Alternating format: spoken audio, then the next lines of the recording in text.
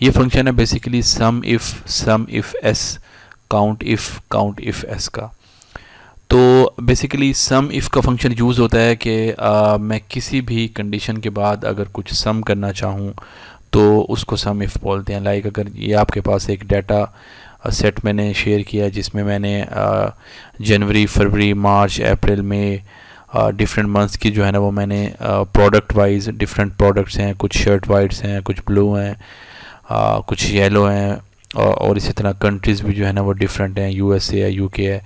वहाँ पे मैंने सेल्स बताई हैं कि कितनी सेल्स हुई हैं जनवरी में उस पर्टिकुलर शर्ट की उस पर्टिकुलर कंट्री में, उसकी कॉस्ट जो है वो कितनी थी और उसका प्रॉफिट जो है वो कितना था। आप लोगों की आसानी के लिए मैंने डिफरेंट जो है वो केसेस बना दिए हैं, सिनेरियो बना दिए हैं, और हर केस सिनेरियो में मैं अलग से जो है वो फार्मूला यूज़ करूँगा।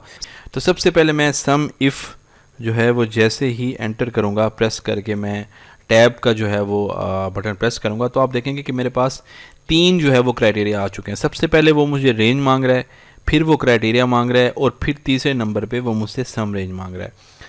रेंज का मतलब ये होता है कि सपोज़ करें कि मैं इस वक्त फेब की सेल देखना चाह रहा हूँ, तो एक्सेल मुझसे पूछ रहा है कि आप अगर फेब की सेल देखना चाह रहे हो तो फेब का जो मंथ है वो किस रेंज में आ रहा है, यानी कि कौन सा कॉलम है जिसमें मुझे फेब को जो है ना वो उठाना है।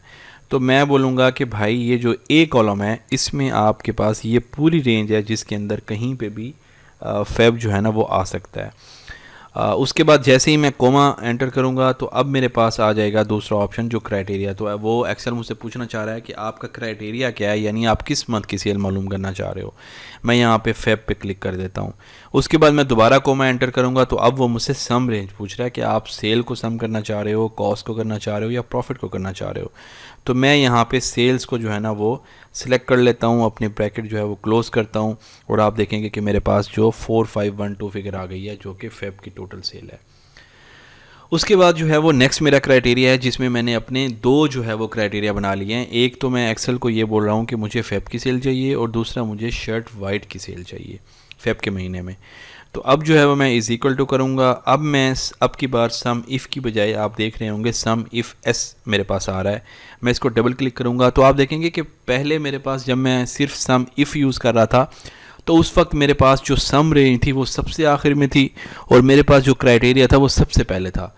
लेकिन जैसे ही मैं सम इफ़ एस पे जाऊंगा तो अब उलट काम हो जाएगा। अब सबसे पहले मेरे पास सम रेंज आ जाएगी, उसके बाद मेरा जो है वो रेंज आएगी, और क्राइटेरिया मेरे पास तीसरे नंबर पे आ जाएगा। तो सम रेंज आपको पता है कि हमेशा जो है वो वैल्यू की होती है, तो मुझे सेल की वैल्यू चाहिए। तो सबसे पहले मैं यहाँ पे सेल को सिलेक्ट करूँगा पूरे कॉलम को। उसके बाद मैं कोमा प्रेस करूँगा। अब उसको चाहिए कि भाई मुझे क्राइटेरिया रेंज बताए। क्राइटेरिया रेंज का मतलब कि आपके पास जो आप क्राइटेरिया देखना चाह रहे हैं, लाइक मैं इस वक्त फेब की सेल देखना चाह रहा हूँ, तो वो मुझसे पूछ रहा है कि फेब की सेल देखने के लिए आपका क्राइटेरिया रेंज क्या है, यानी कि वो जो फेब है वो किस रेंज में आ रहा है। तो फेब मेरे पास इस पूरी रेंज में आ रहा है, और आखिर में वो मुझसे पूछ रहा है कि आपका क्राइटेरिया क्या है, आप क्या देखना चाह रहे हो। तो मैं फेब देखना चाह रहा हूँ। मैं यहाँ पे ब्रैकेट क्लोज़ अगर कर दूँ तो वो मुझे बता देगा 4512, जो कि मेरी फेब की पूरी सेल है। जबकि मेरा आंसर जो है वो यहाँ पे 2437 है। वो इसलिए है क्योंकि मैंने यहाँ पे सिर्फ एक जो है वो क्राइटेरिया यूज़ किया है फेब का। मैंने यहाँ पे शर्ट वाइट का क्राइटेरिया यूज़ ही नहीं किया। ब्रैकेट क्लोज करने की बजाय कोमा यूज़ करूँगा। जैसे ही मैं कोमा यूज़ करूँगा तो आप देखेंगे कि मैं क्राइटेरिया रेंज 2 पे आ गया हूँ। अब मेरा क्राइटेरिया रेंज 2 क्या है कि वो, अब मैं शर्ट वाइट के बारे में बात करूँगा तो वो मुझसे पूछ रहा है कि आपकी जो शर्ट वाइट है, वो शर्ट वाइट जो है वो उसका उसका क्राइटेरिया रेंज कहाँ पे है। तो वो उसका क्राइटेरिया रेंज मेरे पास यहाँ पे है, जहाँ पे मेरे पास पूरी शर्ट रेंज आ रही है। कोमा प्रेस करूँगा और वो मुझसे पूछ रहा है आपको मालूम क्या करना है, तो मुझे शर्ट वाइट मालूम करनी है। यहाँ पे मैं जैसे ही ब्रैकेट क्लोज करूँगा तो आप देखेंगे मेरे पास 2437 फिगर आ चुकी है। सेम प्रैक्टिस मैं करूँगा, यानी जितने आपके पास क्राइटेरिया बढ़ते जाएंगे तो आपने फार्मूले के अंदर भी उतने ही क्राइटेरिया ऐड करते जाना है। मैं दोबारा जो है वो सम इफ़ एस का फार्मूला यूज़ करूँगा। उसके बाद सबसे पहले मुझे सम रेंज बतानी है, मुझे चूँकि सेल चाहिए। कंट्रोल शिफ्ट एरो डाउन करूँगा, उसके बाद कोमा प्रेस करूँगा। उसके बाद उसने पूछा है क्राइटेरिया रेंज क्या है, सबसे पहले मुझे फेब की रेंज बतानी है। Control shift arrow down, comma, उसके बाद क्राइटेरिया बताना है, तो क्राइटेरिया है मेरा फेब का। उसके बाद अगेन कोमा, उसके बाद क्राइटेरिया रेंज 2 बतानी है जो कि शर्ट वाइट की है, कंट्रोल शिफ्ट डाउन करूँगा, कोमा लगाऊँगा। शर्ट ब्लू की मुझे सेल चाहिए, कोमा लगाऊँगा, क्राइटेरिया रेंज 3 आ जाएगा। कंट्री में जाऊँगा, कंट्रोल शिफ्ट डाउन करूँगा, कोमा लगाऊँगा, यूके प्रेस करूँगा, ब्रैकेट क्लोज करूँगा, एंटर करूँगा और आपके पास 449 वैल्यू आ चुकी है जी। तो उसके बाद हम आते हैं अपनी नेक्स्ट एग्जांपल पे, जहाँ पे मैंने एक छोटा सा ट्विस्ट दिया है और वहाँ पे मैंने कंट्री की बजाय वैल्यू जो है वो पुट कर दी है और एक कंडीशन लगा दी है कि मुझे सिर्फ वो ट्रांजैक्शन चाहिए जिनकी सेल 500 से ऊपर हो।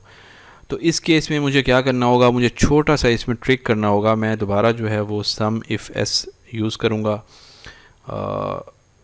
Is equal to sum if S, tab press करूँगा और सम रेंज जो है वो मुझे चूँकि सेल चाहिए, मैंने इसको कंट्रोल शिफ्ट डाउन किया।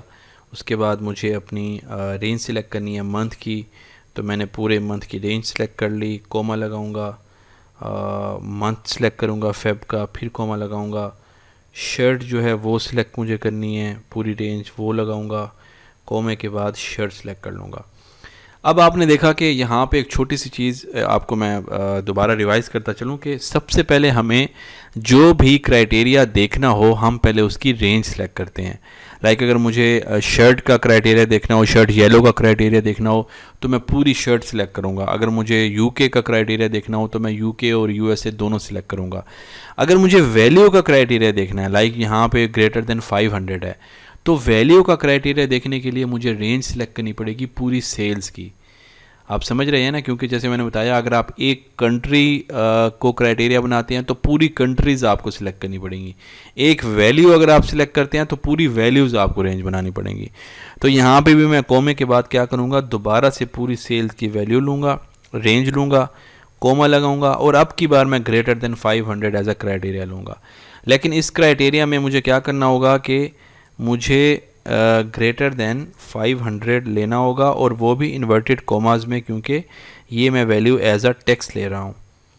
तो मैं यहाँ पे इन्वर्टेड कोमास लगा देता हूँ, ब्रैकेट जो है वो क्लोज़ कर देता हूँ और एंटर पुट करता हूँ। तो आप देखेंगे 1126 मेरी वैल्यू आ चुकी है जो कि ग्रेटर देन 500 है जी। तो उसके बाद हमारे पास सबसे लास्ट में जो है वो थोड़ा सा और ज़्यादा कम्प्लेक्स जो है वो सम इफ़ का क्राइटेरिया है, जिसमें मेरे पास 4 जो है वो डिफरेंट क्राइटेरियाज मौजूद हैं। एक तो मेरे पास फेब के महीने की मुझे सेल चाहिए, शर्ट ब्लू की चाहिए, यूके की चाहिए और यहाँ पे मैंने आल्दो के सेल मेंशन किया हुआ है, लेकिन चूँकि आप देख रहे हैं कि यहाँ पे मैंने डाटा वैलिडेशन भी यूज़ किया हुआ है, यानी कि मुझे कॉस्ट भी मैं मालूम करना चाह रहा हूँ और मुझे प्रॉफिट भी चाहिए।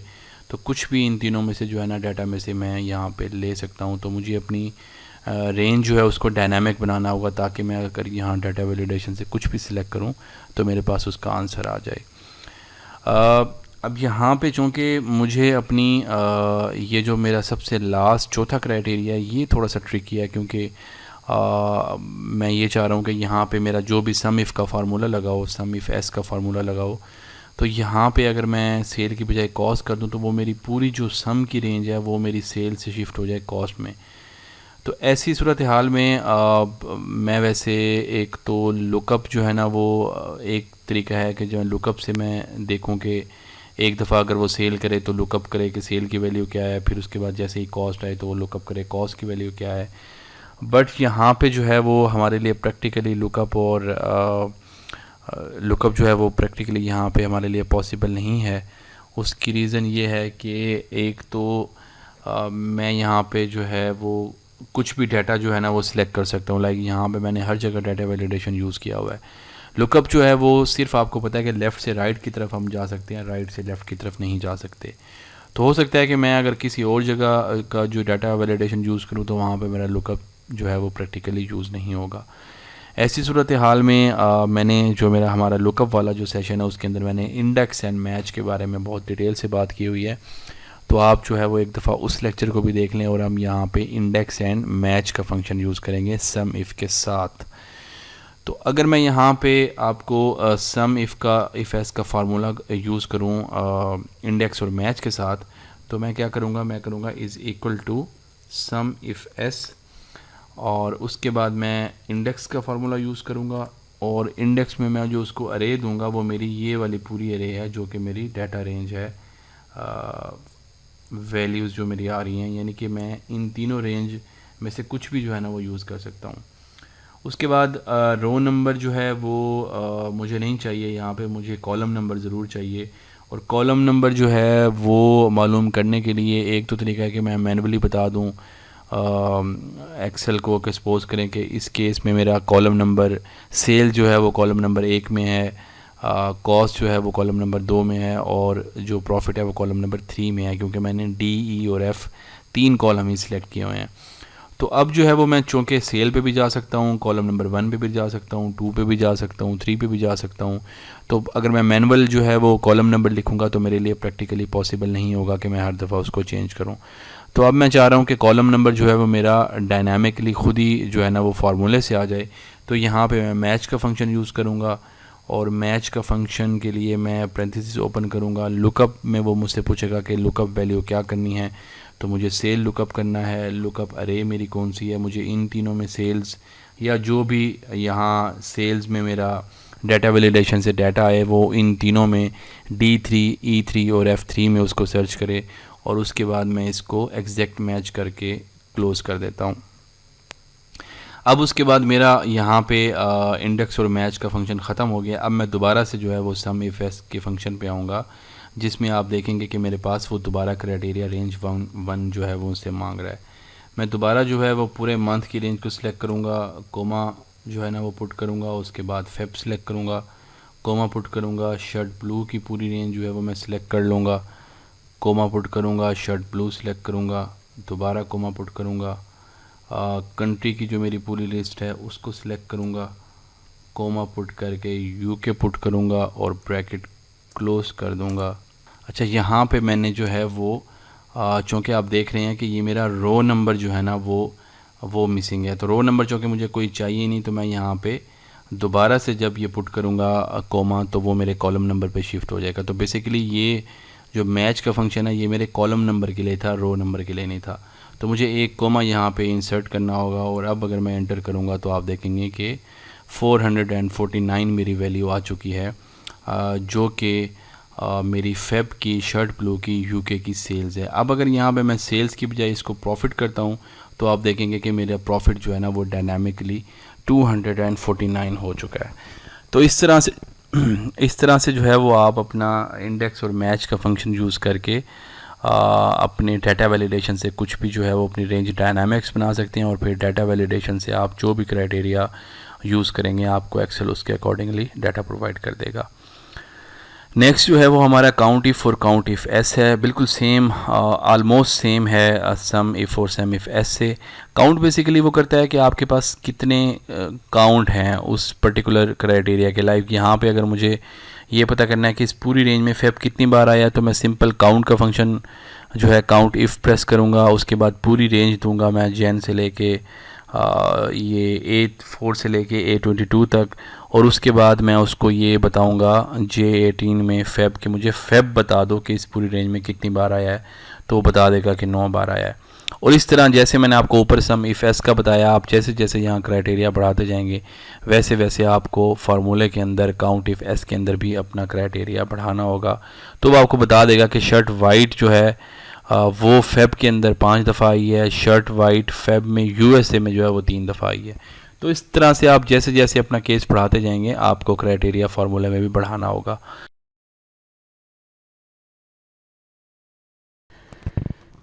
जी, तो आज हम डिस्कस करेंगे इफ़ एरर फंक्शन के बारे में। इफ़ एरर बेसिकली फंक्शन हमारा यूज़ होता है कि सपोज़ करें कि अगर आपने माइक्रोसॉफ्ट एक्सेल में कोई भी फार्मूला यूज़ किया और वो फार्मूला किसी भी वजह से वो फार्मूला सही आपने यूज़ नहीं किया, इसकी बहुत सारी रीज़न्स हो सकती हैं। वो रीज़न सबसे पहले हम डिस्कस कर लेते हैं। अगर आप मेरी इस शीट पे आएंगे तो यहाँ पे मैंने 4 से 5 जो है वो मेन रीज़न बताई हुई हैं कि क्यों जो है वो आपके फार्मूला में एरर आता है। अगर मैं इसको नीचे ले जाऊँ और यहाँ से मैं इसको अगर जूम इन कर लूँ तो जब जैसे जैसे आप माइक्रोसॉफ्ट एक्सेल यूज़ करेंगे तो आपको अंदाज़ा होगा कि आपके जो मैक्सिमम जो फार्मूलाज़ के एरर्स आते हैं वो इन्हीं में से कोई एक रीज़न आपकी हो सकती है जो कि फ्रिक्वेंटली आपके एरर्स आते हैं। सबसे पहले जो आपका एरर आता है वो आपका ये आ सकता है जिसमें आपका static hash div by zero इस तरह का जो है वो एरर लिखा हुआ आ जाता है। ये वाला एरर आपके पास इसलिए आता है कि अगर आप इसकी डिस्क्रिप्शन पढ़ें तो यहाँ पे लिखा हुआ है कि this is probably the most common error and easiest to pinpoint when you divide a number by zero you will get this error. कि यहाँ पे आप देखें तो मैंने आपको एग्जांपल भी दी हुई है। सपोज करें कि ये लास्ट ईयर का डाटा है, ये करंट ईयर का डाटा है, और अगर आप इसको ज़ीरो से डिवाइड करेंगे तो आपके पास ये एरर आ जाएगा। तो जब भी आपके पास ये वाला एरर है तो आपने सबसे पहले ये देखना है कि कहीं आपने जो जिसे आप डिवाइड कर रहे हैं या आप जो वैल्यू यूज़ कर रहे हैं वो आप ज़ीरो तो नहीं कर रहे। अगर आप ज़ीरो यूज़ कर रहे होंगे तो आपके पास इस तरह का एरर आ जाएगा। सेकेंड हमारे पास जो एरर आता है वो जो है स्टैटिक वैल्यू का आता है। अगर मैं इसको हाईलाइट करूं तो ये हैश वैल्यू के नाम से एक एरर आ जाता है। वो इसलिए आता है कि अगर आप this is error is return when the wrong type of argument is use. For example if you try to multiply a value by a cell that has text in it. अगर आप जो है वो किसी भी तरह का रॉन्ग आर्गूमेंट देंगे फार्मूला टाइप करने में तो आपको इस तरह का एरर आ जाएगा। उसकी एक एग्जांपल ये है कि आपको आर्गूमेंट अगर देना है तो हमेशा आपको नंबर्स में आर्गूमेंट देना होता है, आपको टेक्स्ट में नहीं देना होता। तो अगर सपोज़ करें कि यहाँ पे मेरे पास लास्ट ईयर में वैल्यू की बजाय अगर मैं कोई टेक्स्ट जो है वो लिख देता हूँ और उसको मैं डिवाइड करूँगा तो मेरे पास वैल्यू का एरर आ जाएगा कि एक्सेल बोलेगा कि आपने वैल्यू यूज़ नहीं की तो आप काइंडली वैल्यू यूज़ करें। तीसरा मेरे पास ये एरर आ जाएगा हैश रेफरेंस के नाम से या REF के नाम से। ये एरर तब आएगा कि सपोज़ करें कि मेरे पास, अगर मैं इसको थोड़ा सा आगे ले जाऊं, सपोज़ करें कि मेरे पास एक वैल्यू है 100 की और मैंने यहाँ पे फार्मूला जो यूज़ किया तो मैंने रेफरेंस सेल यूज़ किया और मैंने रेफरेंस सेल 100 का यूज़ किया। तो आप देख रहे हैं कि यहाँ पे मैंने ग्रोथ कैलकुलेट की हुई है तो वो 400 की ग्रोथ उसने मुझे बिल्कुल एक्जैक्ट जो है वो वैल्यू दे दी है। अब इसको सपोज़ करें कि किसी भी वजह से मैंने ये वाला जो कॉलम था वो डिलीट कर दिया गलती से, तो आप देखेंगे कि यहाँ पे मेरे पास ये वाला एरर आ गया है। इसका मतलब ये है कि आपने जो रेफरेंस सेल यूज़ किया हुआ है अगर आपने वो गलती से डिलीट कर दिया तो एक्सेल जो है वो आपको इस तरह का एरर दे देगा, क्योंकि रेफरेंस सेल अब एक्सेल के पास रहेगा नहीं। वो वैल्यू आपने मैनुअल पुट नहीं की थी, वो आपने उस सेल की थी। तो इस वजह से आप चूँकि एक्सेल के पास कोई वैल्यू नहीं है तो आपको इस किस्म का एरर आ जाएगा। नेम का एरर आएगा। The most common reason for this error is because the formula has been mistype and Excel doesn't recognize what function you are referring to. अगर आपके पास जो है वो आप कोई ऐसा फार्मूला यूज़ कर रहे हैं जो सिरे से जिसका कोई वजूद ही नहीं है और गलती से आपने उसमें कुछ भी टेक्स्ट ऐड कर दिया तो एक्सेल आपको इस तरह का एरर दे देगा। अगर आप मेरे इस फार्मूला पे आएंगे जो कि मैंने येलो हाईलाइट कर दिया है तो आप इसको अगर डबल क्लिक करेंगे तो आप देखेंगे कि मैंने ग्रोथ कैलकुलेट करने के लिए यहाँ पे 1 यूज़ करना था। अगर आप देखेंगे जैसे ही मैं 1 यूज़ करूँगा तो 25% आ जाएगा, बट मैंने 1 की बजाय यहाँ पे बाय मिस्टेक कोई भी टेक्स्ट या कोई भी नंबर तो नहीं, मतलब कुछ भी मैं अगर कुछ और यहाँ पे XYZ टाइप कर दूँगा तो मेरे पास नेम के नाम से एक एरर आ जाएगा। उसके बाद ये हैश नॉट अवेलेबल का एरर मेरे पास आएगा। Again this is a frequent error if you are using lookup formula specially VLOOKUP and the matching can not be done. Suppose करें आप कोई भी जो है वो एरर कोई भी आप फार्मूला यूज़ करते हैं। सपोज़ करें मैंने अगर इसको मैं जूम आउट कर दूं तो जैसे हमने पीछे VLOOKUP का लेक्चर अगर आप देखेंगे तो यहाँ पे मैंने एग्जांपल दी हुई है कि इसको मैं हाईलाइट कर देता हूँ।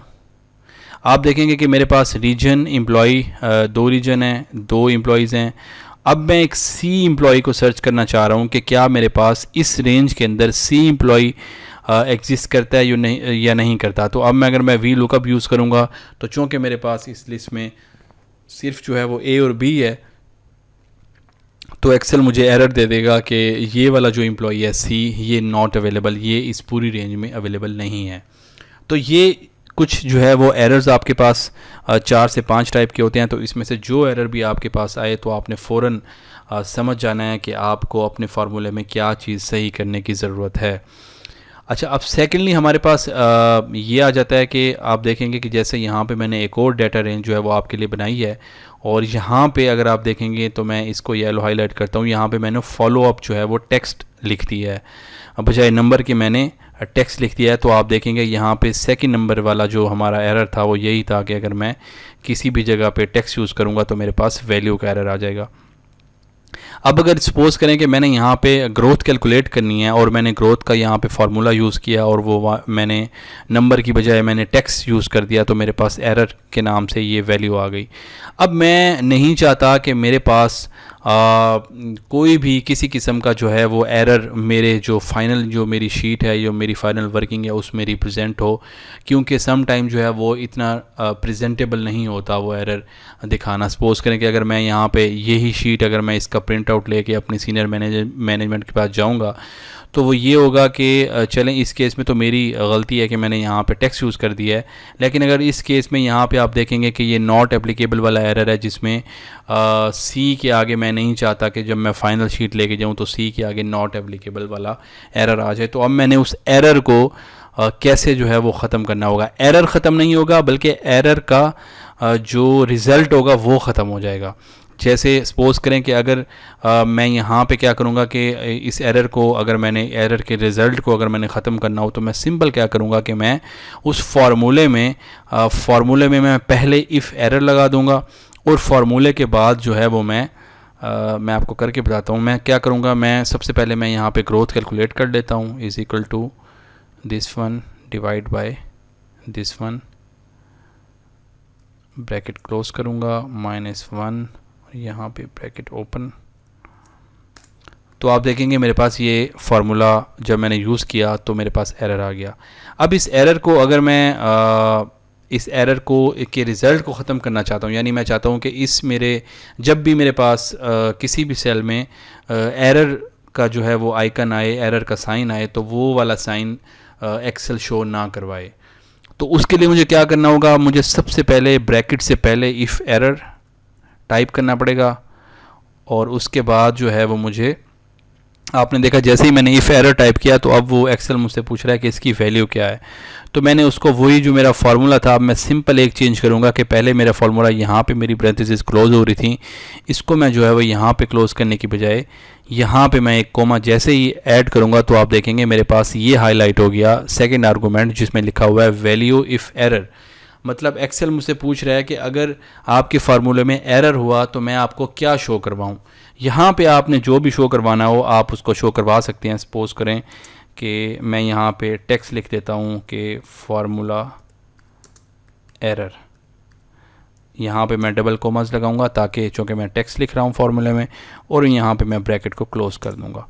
तो आपने देखा कि यहाँ पे एक्सेल ने मुझे फार्मूला एरर दिखा दिया, यानी कि जो टेक्स्ट भी मैं यहाँ पे लिखूँगा एक्सेल वही मुझे बजाय इसके कि वो स्टैरिक वैल्यू या asterisk not available, hash not available, hash value, hash reference कुछ भी है, तो बजाय इसके कि एक्सेल मुझे वो शो करवाए, एक्सेल मुझे उसके आगे कोई भी टेक्स्ट जो मैं लिखना चाहता हूँ वो मुझे शो करवा देगा ताकि मेरा डाटा जो है वो प्रेजेंटेबल हो जाए।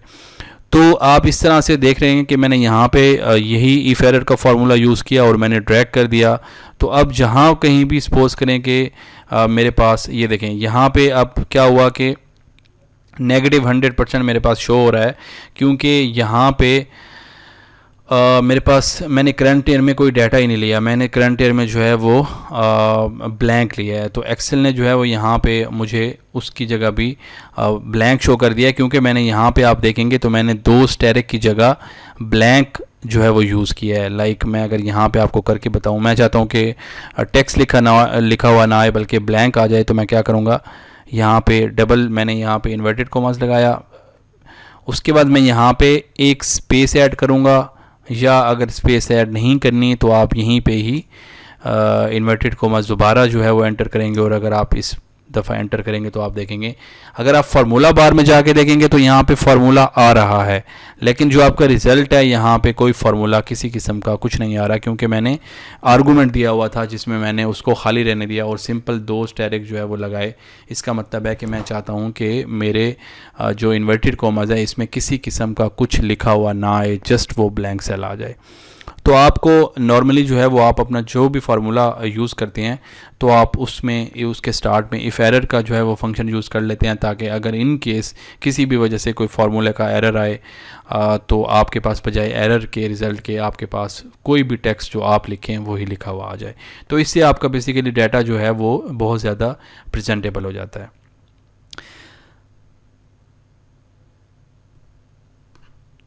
इसके बाद हम डिस्कस करते हैं प्रोटेक्टेड वर्क बुक।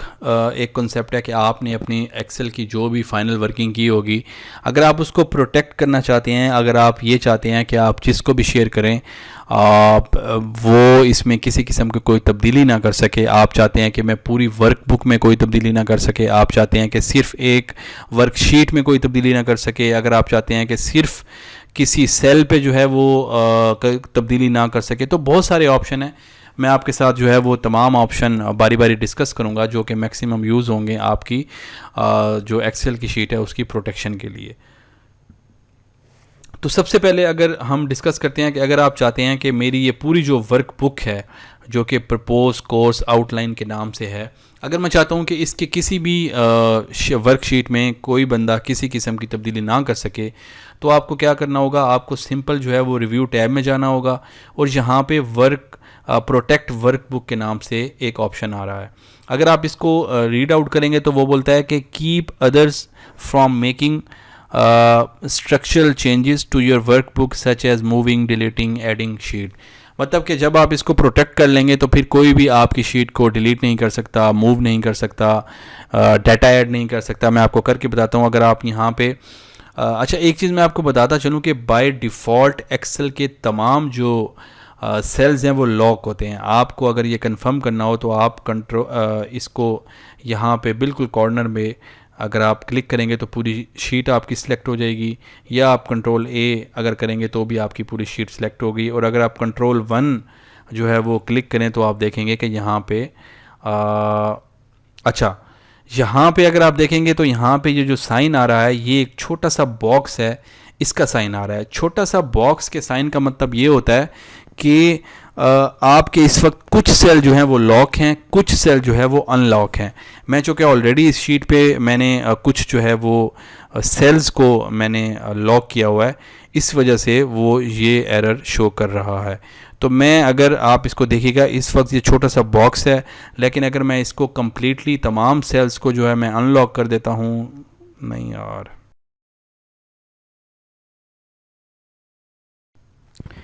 जी तो अब हम डिस्कस करेंगे कि कैसे आप अपनी एक्सेल की वर्कबुक को, वर्कशीट को, किसी पर्टिकुलर सेल को या फार्मूलाज को प्रोटेक्ट कर सकते हैं।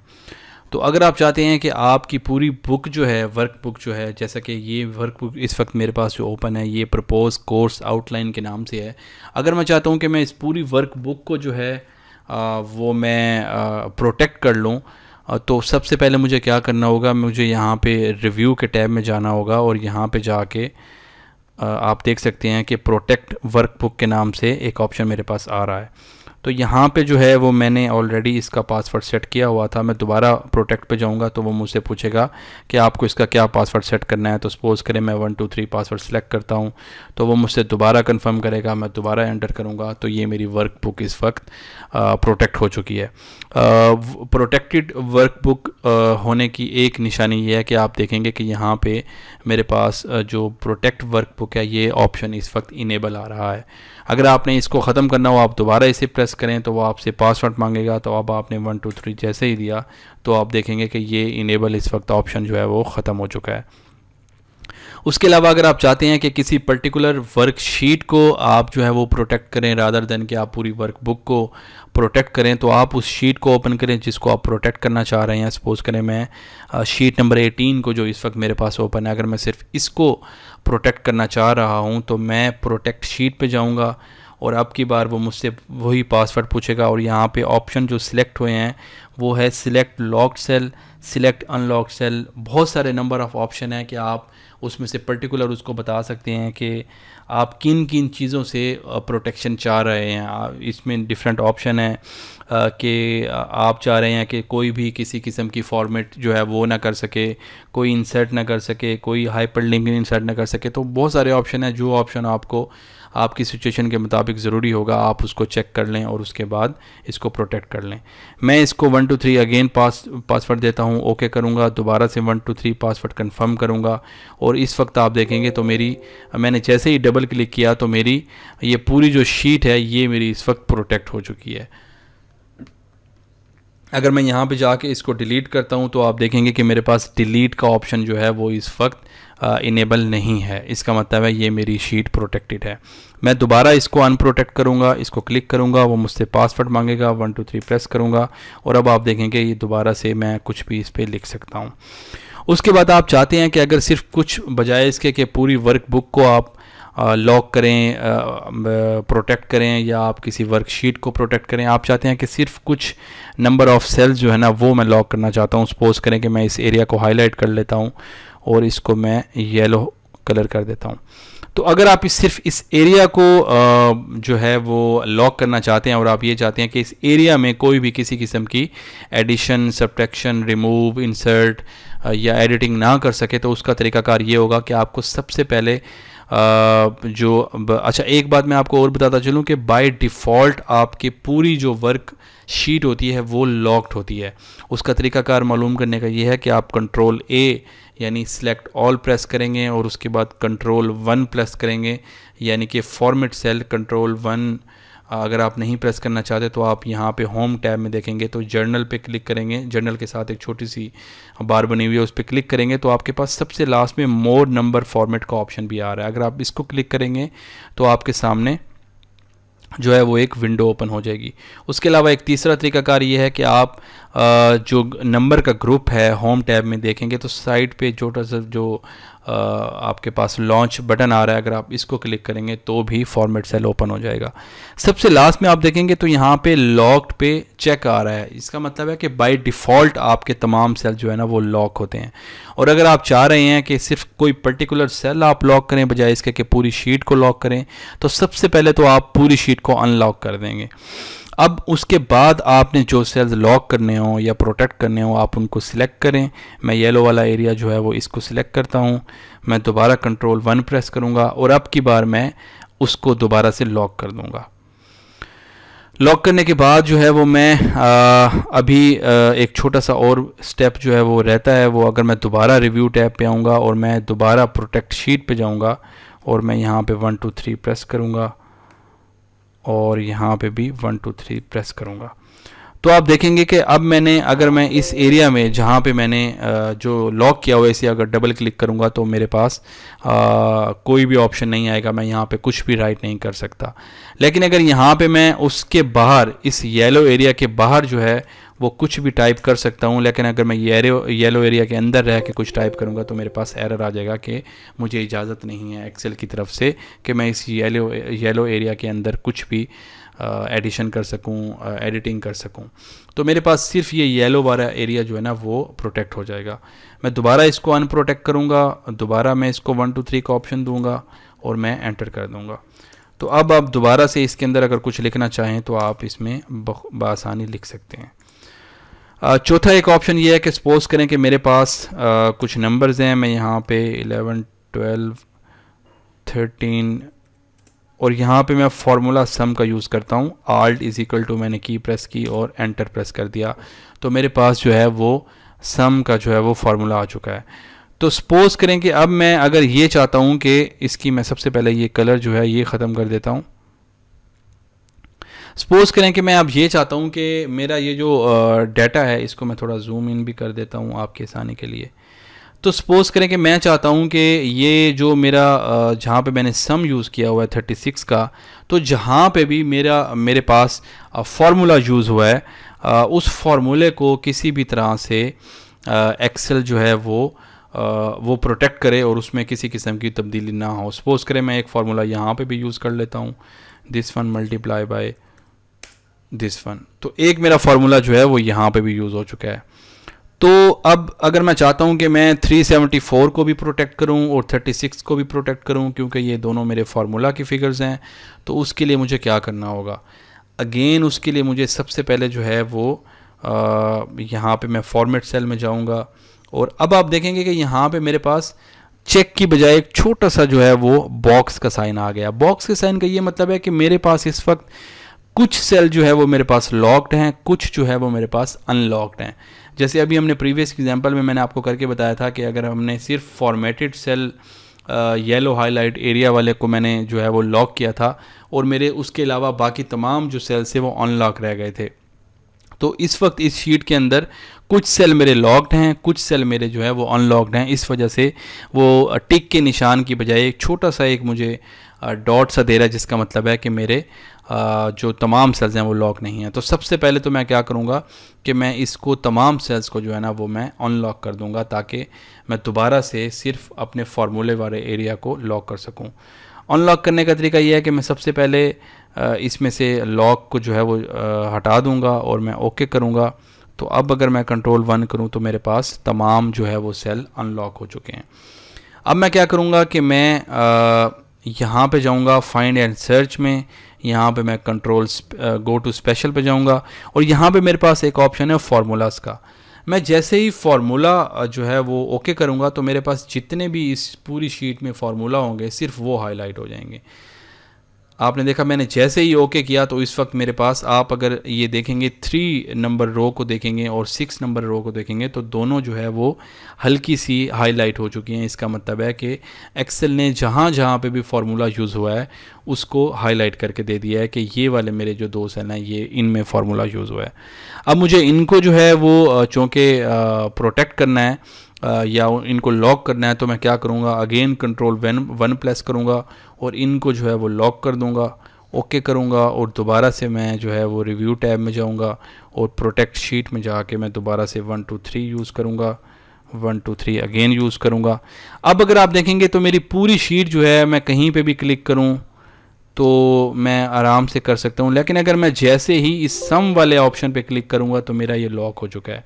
इसी तरह मैं 374 पे क्लिक करूँगा तो वो मेरा लॉक हो चुका है और एडिट का ऑप्शन नहीं है, जबकि कहीं और मैं जो है वो कुछ भी 374 के आसपास मैं कुछ भी जो है वो टाइप कर सकता हूँ, लेकिन मैं 374 में अगर कुछ टाइप करूँगा तो मेरे पास ऑप्शन नहीं आएगा।